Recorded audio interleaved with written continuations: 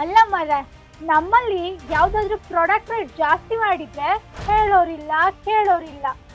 ಏನ್ ಬೇಕಾದ್ರೂ ಮಾಡ್ಲಿ, ನಮ್ಗೆ ಯಾಕೆ ಬೇಕು ಅಂತ ಸುಮ್ಮನೆ ಇರ್ತಾರೆ.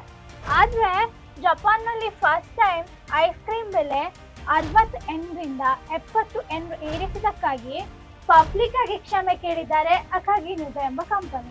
ಇದನ್ನ ಇಂಡಿಯನ್ ರುಪೀಸ್ಗೆ ಕನ್ವರ್ಟ್ ಮಾಡಿದ್ರೆ ಎಷ್ಟಾಗುತ್ತೆ ಅಂತ ಕಮೆಂಟ್ ಅಲ್ಲಿ ತಿಳಿಸಿ ಆಯ್ತಾ.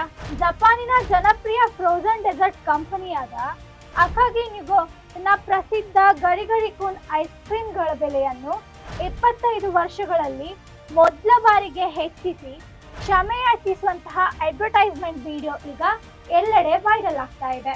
ಜಪಾನ್ನಲ್ಲಿ ಜನರಿಗೆ ಹೊರೆ ಆಗ್ಬಾರ್ದು ಅಂತ ಹೇಳಿ ಯೂಸ್ ಮಾಡೋ ಪ್ರಾಡಕ್ಟ್ ಆದ್ರೂ ಕೂಡ ಸಾರಿ ಕೇಳಿದ್ರು.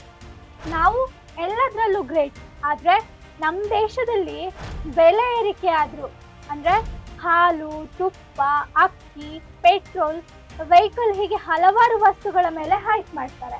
ಆದ್ರೆ ಕ್ಷಮೆ ಕೇಳುದು ಬಿಡಿ, ಯಾಕಪ್ಪ ಜಾಸ್ತಿ ಮಾಡಿದ್ರಿ ಅಂತ ಕೇಳಿದ್ರೆ ಜಗಳಕ್ಕೆ ಬರ್ತಾರೆ.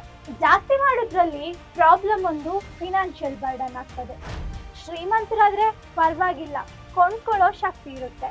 ಆದ್ರೆ ಬಡವರಿಗೆ ಬೆಲೆ ಏರಿಕೆ ಎಂಬುದು ದುಸ್ವಪ್ನ. ಇನ್ನೊಂದು, ಬೇರೆ ಕಡೆ ಇದನ್ನೆಲ್ಲ ನೋಡಿದಾಗ ಛೇ ನಮ್ಮಲ್ಲೂ ಹಿಂಗೆ ಇರಬಾರ್ದಿತ್ತಾ ಅಂತ ಅನಿಸ್ತದೆ. ಹೌದಲ್ವಾ? ಹೌದು ಆದ್ರೆ ಎಸ್ ಅಂತ ಕಮೆಂಟ್ ಮಾಡಿ, ಇಲ್ಲ ಅಂದ್ರೆ ಪರವಾಗಿಲ್ಲ ನೋ ಅಂತಾನೆ ಕಮೆಂಟ್ ಮಾಡಿ.